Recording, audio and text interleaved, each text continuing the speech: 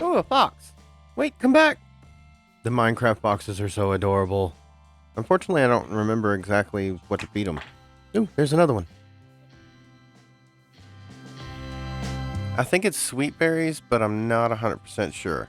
And right now, we have other priorities. Hello, people of the world, and welcome back to Mallardcraft. I am the Dirty Ducky, and today, we're going to do some potion brewing. Ooh, wild dogs, wolves, whatever they're called. I need to remember where these are so we can come back and get some later. Yes, finally, a brown mushroom. This is one of the things that we need right now. So in the last episode, I said that we wanted to go out exploring and not get distracted by anything other than dark oak forest or jungle. So that's what we're attempting to do. The last time we went out exploring, we spent most of our time on a boat exploring all this open ocean that we settled near. But now we're walking around the land masses near our starting area, and we're finding some familiar sights, like the shipwreck, for example. This probably looks familiar from episode 1. It was the first shipwreck we came across, and unfortunately we didn't find anything good in it. I am going to take a second, though, to make sure that we did get everything out of it. It looks like we're coming up on a village. Cool. We'll have to go check this out. I know I said we weren't going to get distracted by anything, but did you really think that was true? I gotta see if there's anything worth finding in this village, right? Oh, that's a fishing shack. That's nifty. It's not something you see very often. Ooh, emerald. Okay, yeah. Taking that. You know what I just realized? This is the village that we can see from our house that I've been avoiding. Oh, so much for that. Run away. Let's get out of here before night falls and we end up with nasty things spawning. Oh, that's a very large cave. That's kind of cool looking. And the path even runs down in there. That's... Huh. Yeah, we're going to get away from here before we get creepy things. And then we're going to end up losing our villagers, and that's just not going to be a good day. Okay, so I found my way back to the coast, and I jumped in a boat, and I followed the ocean even further north, and finally have found a dark oak forest. Now, we are off the edge of the map, but I made a new map, and I don't want this oak sapling. Go away. We're going to collect some of this dark oak, mostly the saplings, and then there's that. And that giant brown mushroom right there is the main reason we wanted to find a dark oak forest. Granted, yes, a mushroom island would have done just the same, but yeah, we're going to collect this and hopefully get a whole bunch of... Why is it not dropping the brown mushrooms?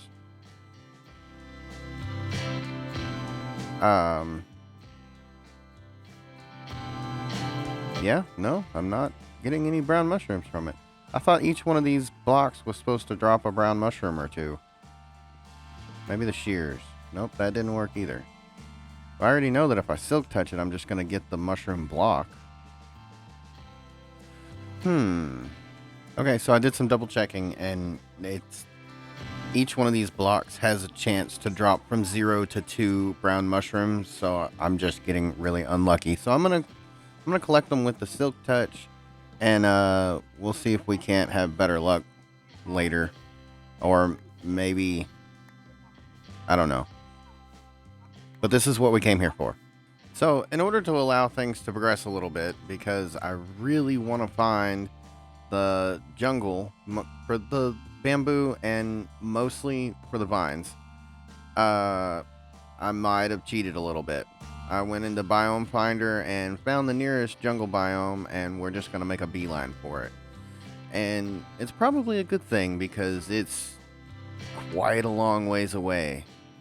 But I should just be able to ride this boat due north and find it. So we're going to go do that. And we're going to be going off the edge of the map again, so I'm going to make yet another map.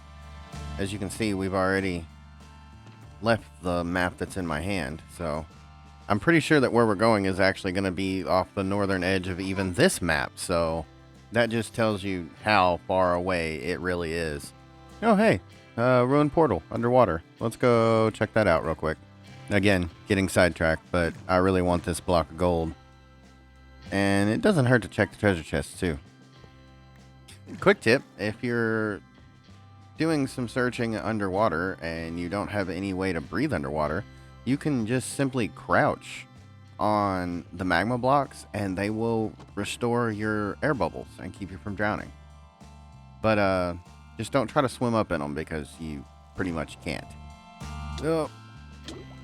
But in like a case like this, you see the air bubbles restoring? Yeah. Just ride the column down, and then once your air bubbles are all back, swim back to the surface. And there we go. Rendering in the distance. The jungle biome. Yay! These are a very beautiful biome, really. But at the same time, I hate trying to build in these biomes just because the jungles are so dense. And there's so much vegetation that you have to clear out just to try to build anything. But this might be something that we tackle later on in the future. Like maybe Tarzan-inspired kind of treehouse setup. I don't know. We'll see. Maybe not in this series, but a future project. So we are going to use the shears on these vines. That's the only way to actually collect them. If you break them with your hand or anything else, you don't get the item. We don't need very many, just enough to start a little bit of a farm back home. But we are going to try to grab quite a few. Maybe half a stack. I don't know. We'll see. But then we're going to use this little trick because jungle trees are extremely tall. But you can make a little staircase up the middle of them like this to get all the way to the top and then cut what's left out on the way down. And then once you get to the top, you just clear all the wood out of the top. All the leaves will despawn. Yeah. Pretty much just like any other tree at that point. And then we're just going to cut out all the wood going down. And try not to die of falling damage in the process. And then we're going to collect up all the saplings. And everything else that fell down. I want to try to get quite a few saplings because I want to be able to plant quite a few jungle trees back home and get a little farm going. But we're going to do some decoration in our little wooded area there, and I want to create some variation of different trees instead of just one type of forest. And I think that's going to look kind of cool. We'll see once we get back home. We also want to make sure that we grab at least one piece of bamboo. Bamboo is one of those things, though, that grows really, really fast. So if you can get one piece and take it home and plant it, you'll have 16 in no time. We'll look at making a bamboo farm later on. But I think for now, we're just going to use these to plant for decoration. And that's how we're going to start our little farm, because seriously, they grow fast. And then one last thing that we're going to grab before we leave is the cocoa beans. You can use them in a recipe to make chocolate chip cookies, but I mean, honestly, who does that? I'm sure some people do, but I don't. What I want them for, however, is the brown dye. They're the easiest thing to get a hold of to make brown dye out of.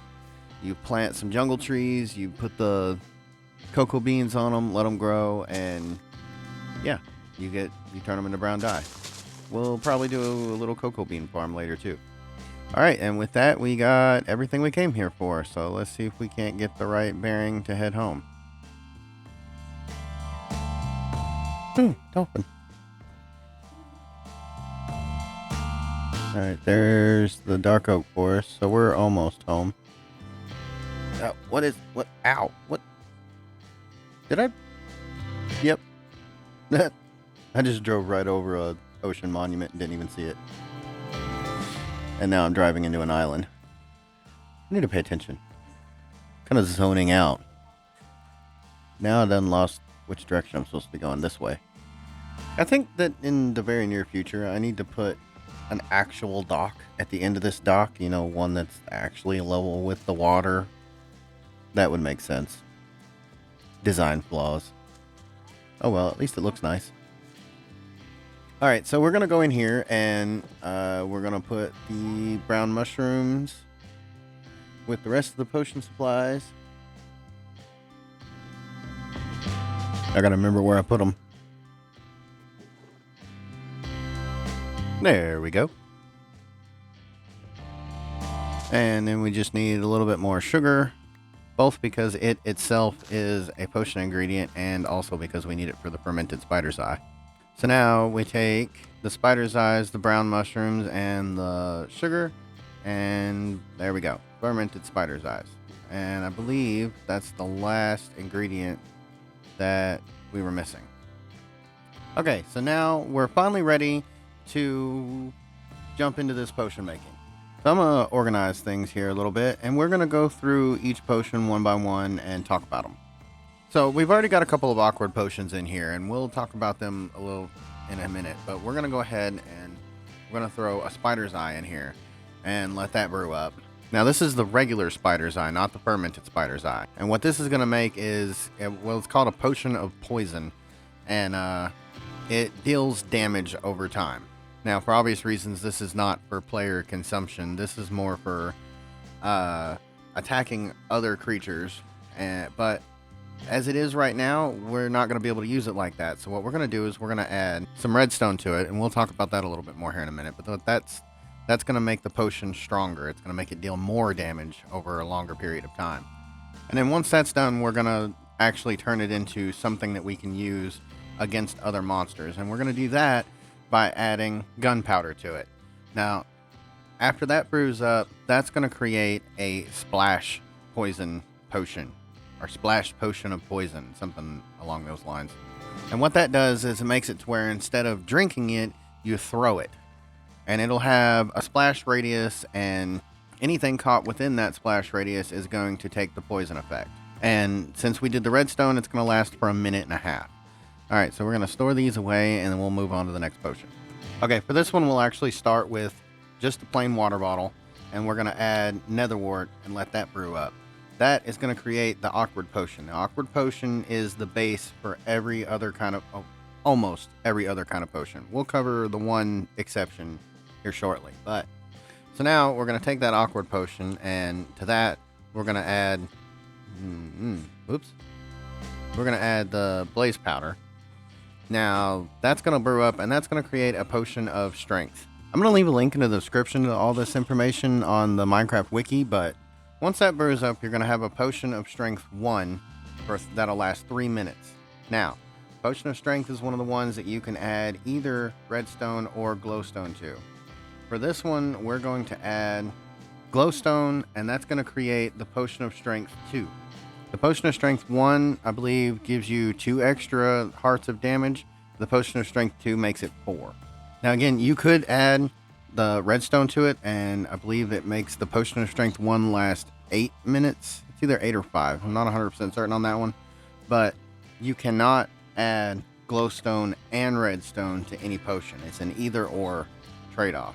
You either get an extended duration or a stronger potion. Moving right along, we're going to brew up another awkward potion, and to that we're going to add the glistening melon. The glistening melon is a pretty simple recipe. You just take a melon and surround it by gold nuggets, and you get the glistening melon. From that, brewing it up, we're going to get a potion of healing. To that, we're going to add the glowstone to make it a potion of healing 2. Potion of healing is instantaneous, so you can't add redstone to it. There's no duration to extend. You just drink it and you get back health. For the potion of healing 1, it's 2 hearts. For the potion of healing 2, it's 4 hearts. Now, this is one of the potions that can be corrupted with a fermented spider's eye, but we're not going to do that right now. But doing so results in a potion of harming, which isn't quite like the poison. It does damage instantaneously. So the next potion that we're going to look at is that exception to the rule that I talked about before. As you can see, I have these awkward potions, and I add the fermented spider's eye, and nothing happens. So we're going to go ahead and add the pufferfish instead. Let that brew up. And this is going to create the potion of water breathing. The baseline potion of water breathing has a 3-minute duration. This is one of the ones that does not have a level 2, so we're just going to add the redstone to it and increase the duration to 8 minutes. Alright, so now we're going to take just the plain water bottles, and instead of adding the netherwort this time, we're going to add the fermented spider's eye. And you see it goes ahead and it starts brewing up. Now this is going to create a potion of weakness, and like the potion of poison, this isn't something that you're going to want to use on yourself. This is a damaging effect. So to it, we're going to add the gunpowder to give it the splash effect. You can give this one redstone to extend its duration, but it does not have a glowstone effect. So this potion is actually extremely useful in some of the villager stuff that we're going to be doing later on, and we'll look into that then. But just keep in mind, we really don't need to extend the duration. So, all right, next we're going to add the golden carrot. I believe I talked about this already, but the golden carrot recipe is a carrot surrounded by gold nuggets. And when you brew it into a potion, it becomes a potion of night vision. Now, this is an extremely useful potion that we can use both in the nether and the overworld, and also in the end once we get to that point. And it basically eliminates the need for any kind of light source. It's pretty amazing, and we'll try it out here in a few minutes. Now, the potion of night vision doesn't have a glowstone effect, so we're going to add the redstone and make a potion of night vision plus. The regular potion of night vision will have a 3-minute duration, and the potion of night vision plus will have an 8-minute duration. Now we're going to go ahead and make another one of these, because the potion of night vision is one of the potions that can be corrupted by a fermented spider's eye, and it's pretty interesting. Now you can corrupt a potion of night vision or a potion of night vision plus, but we're going to go ahead and just do the potion of night vision. Take the potion of night vision, add the fermented spider's eye, and wait. And your result is a potion of invisibility. Now this is another one that we're probably going to use quite a bit because they're surprisingly handy at a lot of different stuff. Then we're going to go ahead and add the redstone to get the potion of invisibility plus, and that again is going to take the duration from 3 minutes to 8 minutes. Alright, the next potion that we're going to look at is the rabbit's foot. Now this is one that I don't really use too often. That's why I only got one of the rabbit's feet just to show it off. But this is going to create a potion of leaping. It'll give you the jump boost effect, the same as a beacon. But and it'll have a 3-minute duration. Now this is one that you can add glowstone or redstone, or even corrupt it with the fermented spider's eye. The redstone will give you an 8-minute duration. The glowstone will give you jump boost 2, and the fermented spider's eye gives you a potion of slowness, which is one that you're going to want to put gunpowder on. Next, we're going to look at the magma cream, which is one of my favorite potions, sometimes referred to as noob juice in the nether. This is going to create potion of fire resistance with a 3-minute duration. And what this does is it basically just lets you swim in lava. When you're in the nether realm and you have a potion of fire resistance, if you fall in lava, you will take no damage. You can swim around, you can't see very far, but you won't die. It also makes it to where you take way less damage from things like blaze, and is just all around a really good potion to have in the nether. Now this potion doesn't have a level 2, but if we add redstone to it, it increases it to an 8-minute duration. So let's take a second and talk about what happens if you don't put the nether wart in first. You can add any ingredient to just a regular water bottle and it'll brew it up, but it's going to create something called a mundane potion, which has absolutely no effect, and you can't do anything with it after that, with the exception of the glowstone. If you add glowstone to a regular bottle of water, then you're going to get a thick potion, but it still has no effect and you can still not do anything with it afterward. So don't do that. You get 3 useless potions and waste ingredients. So we have 2 potions left to talk about, and the first one, we're going to add sugar to an awkward potion to make a potion of swiftness, which gives you the speed 1 effect for 3 minutes. Now you can add the fermented spider's eye to this to make a potion of slowness. You can add the glowstone to get a potion of swiftness 2 to get the speed 2 effect for 1.5 minutes, or you can add redstone to it to get potion of swiftness plus, which will give you an 8-minute duration. We're going to go with the potion of swiftness plus. The last potion that we have to talk about is possibly one of the most important. It is the noob juice of the end realm, and that is the potion that's going to use the phantom membranes. And I'm going to go ahead and brew up a whole bunch of these. So the potion of slow falling seems pretty self-explanatory. It makes you fall slowly. And in the Ender Dragon fight, that is something that definitely comes in handy. And that's the main reason why we're going to go ahead and brew up several of those, because we're going to get ready and head after that here very soon. Now the potion of slow falling initially has a 1.5 minute duration. If you add redstone to it, then you get 4 minutes.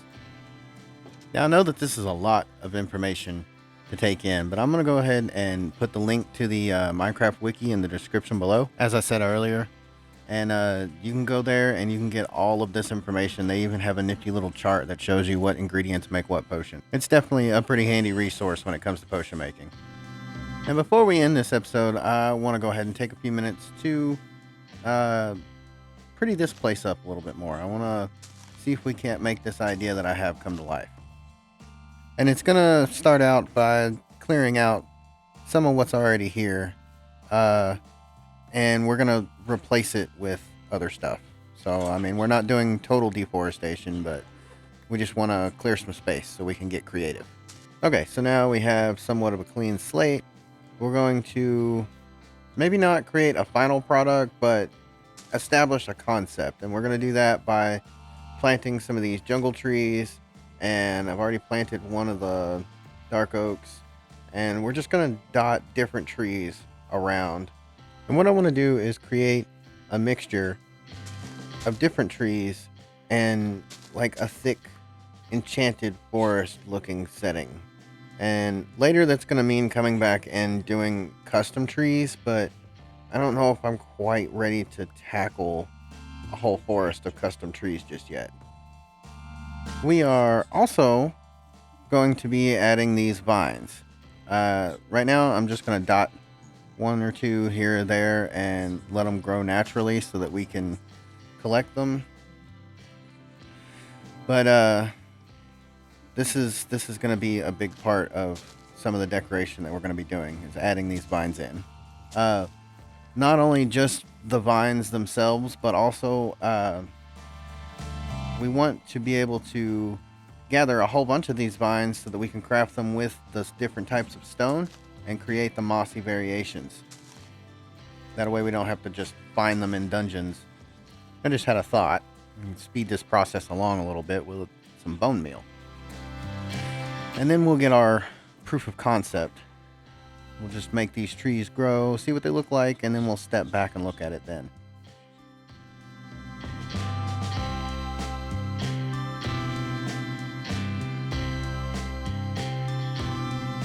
So this is kind of the idea that we're going for, and so far I like the idea of it. I think I want to add, I only got one dark oak tree in here, so let's add another one right here. I really like the way these things look naturally, like they're the only tree that doesn't just grow straight up. I think this is working. I like this. I like the way this looks. You got the tree variation. It's not all one tree. We got different colors. Again, I think it's probably going to look a lot better once we start doing custom trees, but the way it is right now, I really like it. One final step that I'm going to take is just to go around and bone meal the grass so that the flowers and stuff grow, and then we'll thin some of the grass back out again. And this is going to give it a little bit more of a natural feel, plus the different colored flowers are going to add some color. And I really think that this is going to make it look nice and really add to that enchanted forest feel that I'm going for.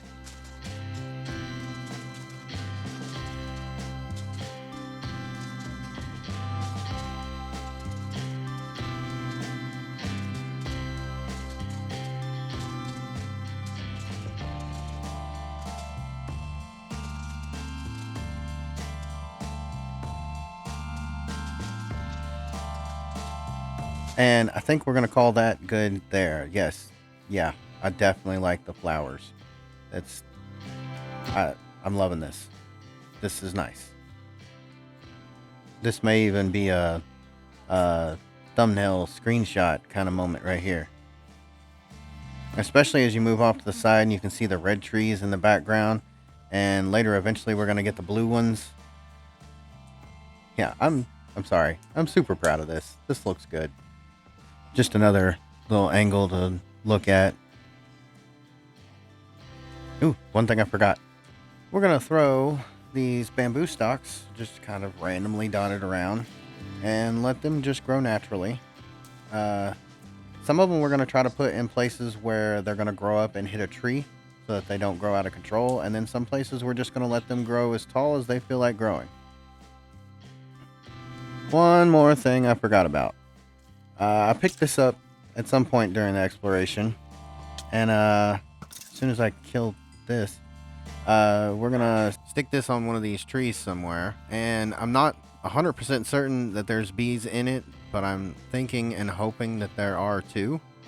But we're going to find out. Well, we got one. That's better than none. And we do know of at least one more beehive that we could go collect, because this one didn't come from over there by the starter base. This is a different one. So that one is still there. Well, I think that's where we're going to end the episode for the day. We've done quite a lot today. We've covered quite a bit of information on the potion brewing, and then I'm quite happy indeed with how this forest has turned out. And especially from this view up here, it looks pretty amazing. I think in the next episode, we're going to start working toward preparing for the end dragon fight, because I'm getting to the point now where I definitely need shulker boxes in my life, not to mention the elytra wings. So I'm going to work on setting all that up in between episodes, and I will see you in the next one. In the meantime, I am the Dirty Ducky, and I'm out.